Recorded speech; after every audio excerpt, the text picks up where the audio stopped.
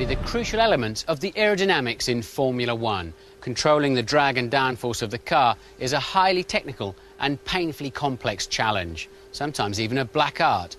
The most important factor is the front wing, which creates a downward force, referred to as a negative lift, in order to push the front tyres much harder into the racetrack than simply the weight of the car alone.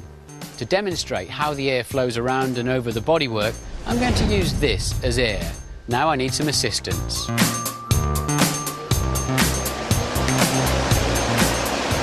Probably the most important element is the front wing. Let's take a closer look.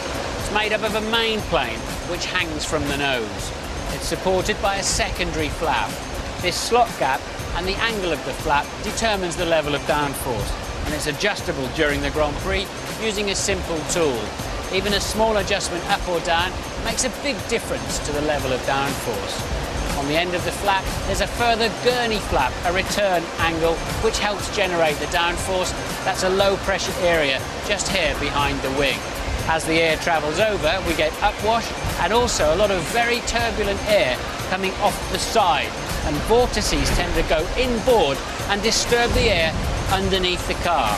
These side wing end fences have a big role to play in controlling that very turbulent air. Now the real challenge begins. The next section of the car comprises many elements which must work in unison to both control the wake and flow correct the upwash. Surprisingly, the top suspension arms begin the work, followed by the tongue of the under tray and then the barge boards, in order to send the flow down the side of the car. This creates a handshake of the air as it moves to the midsection.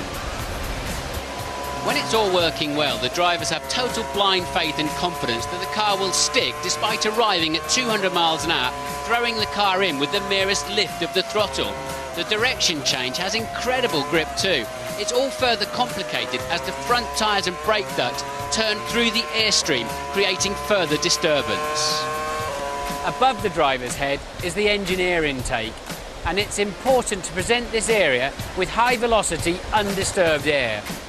Once inside the intake, further aero work is carried out to ensure that all 10 cylinders are fed good quality air. Air travelling through the side pod is mainly used to cool the water and oils. It's a push and suck system using chimneys to extract the hot and energised air. Along the side pods are many winglets which create more downforce and manage the air back inboard. The rear of the car is all about managing drag and generating maximum downforce from the rear wing and particularly the underbody. The upturn of the underfloor forces an expansion of the air and therefore a pressure drop, which in turn creates suction or downforce.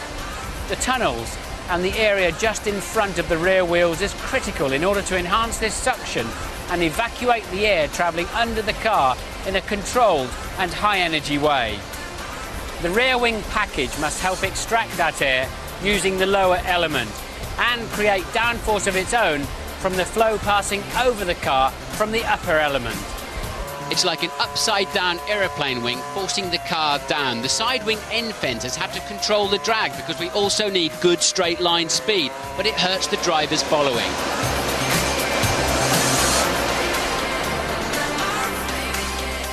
So the air has been used and abused as it passes along the car, both for cooling and to generate downforce.